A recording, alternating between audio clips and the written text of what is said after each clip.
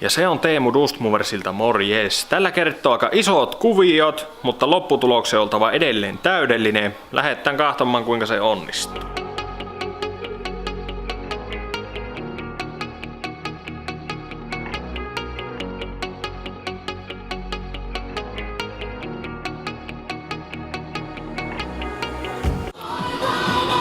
Ja näin nämä on täällä saanut 5 päivää kuivua. Tosiaan sunnuntaina ennen lähtöä maalasin ja nyt sitten näin perjantaina tulin kahtelemaan. Tämmöiseksi kiiltäväksi tämä on jäänyt ja tosiaan kaikki nuo nyt näyttää tuommoiselta.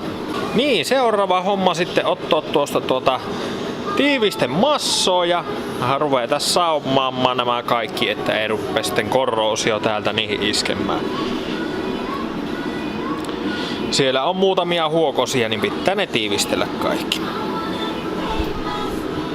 Mutta ihan mukavan näköinen pinta ja tommonen luja pinta, niin saa ihan huoletta olla. Aineet valmiina. Pistetään tuosta kamera pikkusen kuvailemaan sinne päin ja ruvetaan levittelemään.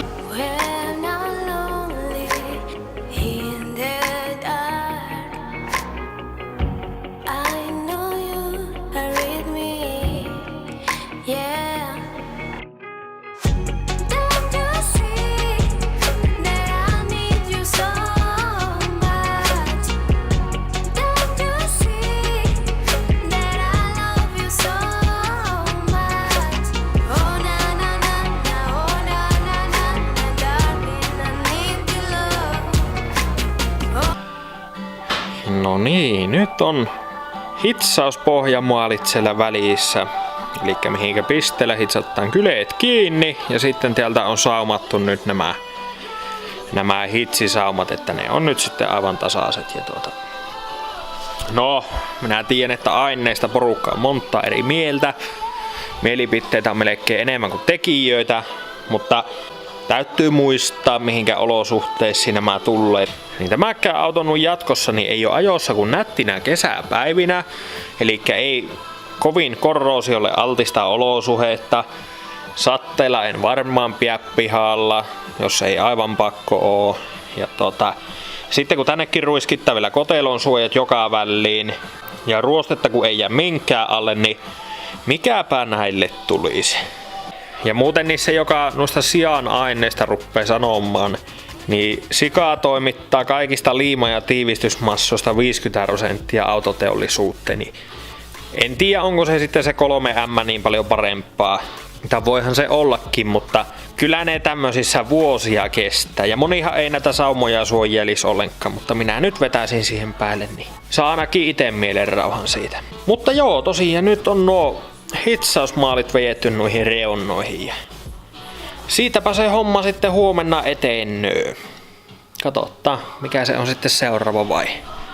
Kyllä tällä passoo auringonlaskuun sitten kesällä Ruissalla. En tiedä vielä tänä kesänä, mutta viimeistään sitten 2021. Ja näin se päivä kääntyi aamun puolelle lauantaina ja seuraavaksi ruppaisi olemaan kylkien asennusvuorossa. Ja nyt on porrailtu jo reijät, mistä tuluppa hitsattaan se paikalleen tuo paneeli. Eikä noita reikiä on ihan käytännössä koko matkalla. Niin pikkusen hiiot tuolta pois sitten hitsausmuolia, niin pitää nyt tästä merkkailla ulkopuolelta nämä tietää mistä kohin vähän puhistui. Ja sittenhän se on paikalleen laitto aika lähellä. Ai. Ja näin pikkusen hommat etenee tässä. Nyt on jo takapeltiäkin hollilla, ei se oikeastaan millään mulla kiinni vasta kuin näillä. Mutta siinä se on jo paikalla ja tosiaan tämä toinen kylki on nyt hitsattu kiinni. Se ei siitä juuri ennen notku minnekään suuntaan. Tähän suihkuttelin nyt nuo hitsausmuolit reunnoihin, niin sitten pitää vaan reijät porata.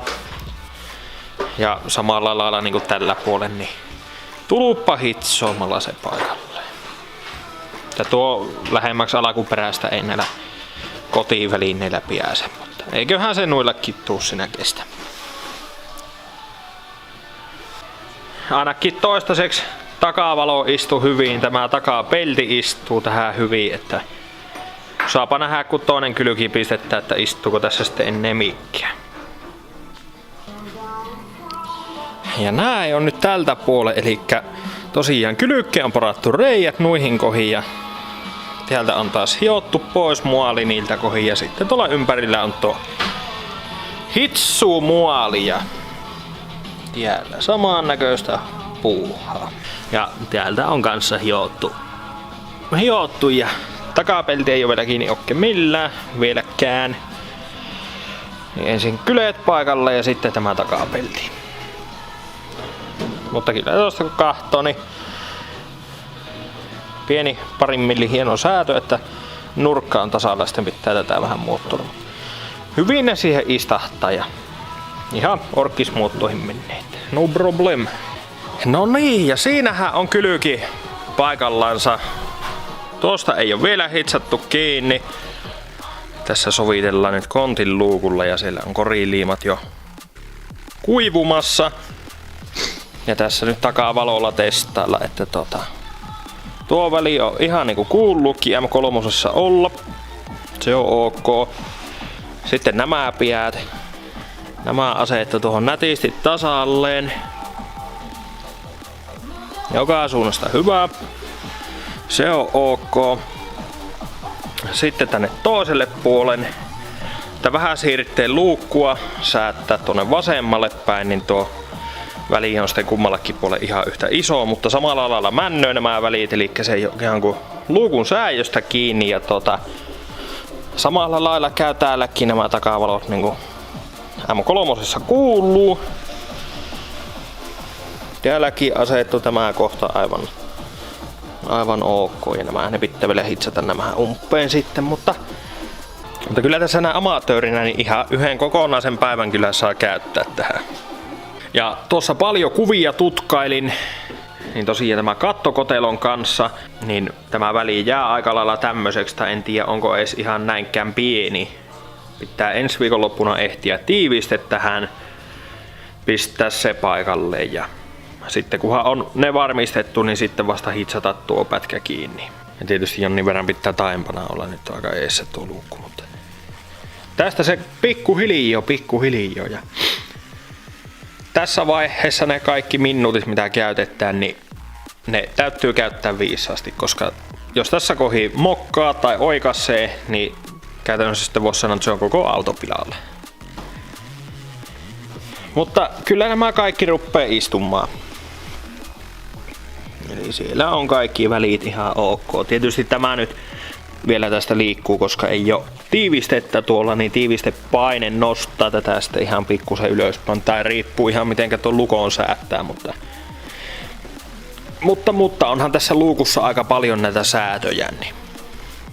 Niin.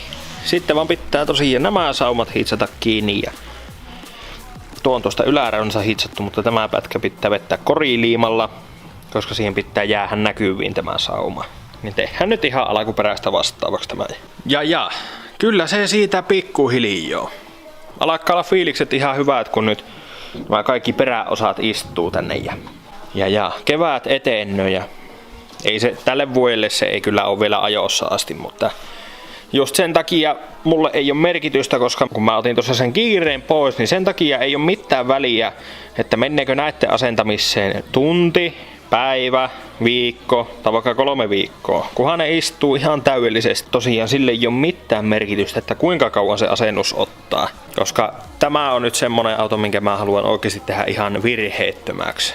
Neliovisessa ärsyttää, kun kaikki on vähän sinne päin ja osaat istuu miten istuu, mutta tosiaan tämän kanssa pitää kaikki olla ihan virheetöntä. Ja tämä on sitten hyvää harjoitusta tulevaa M3 varten, niin tässä on vielä hyvä opetella kaikki nämä. Mutta siitähän se. Siellä olisi vielä nuokki, ne pitäisi muolata tuossa. Ja mutta tästä ne hommat pikkuhiljaa eteen. Ja tähän kommentti, että mitä oot mieltä, tulloko siisti vai ei.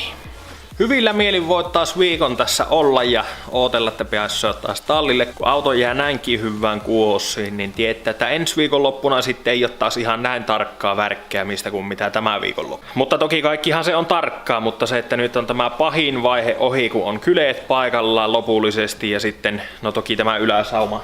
Tämähän se pitää vielä tuosta hitsata. Mutta ne on nyt suurin piirtein paikallaan ja takapelti on paikallaan, niin tässä nyt on se pahin näitten osalta ohi, kun vielä luukutkin käy paikalleen. Mutta kiitos kun katsoit videon, jätähän kommenttia, tykkää videosta, jos et vielä tilaana kanavaa, niin pistä hävimästä nyt tilluuseen. Myö nähdään teidän kanssa taas ensi viikonloppuna. Se on morjes!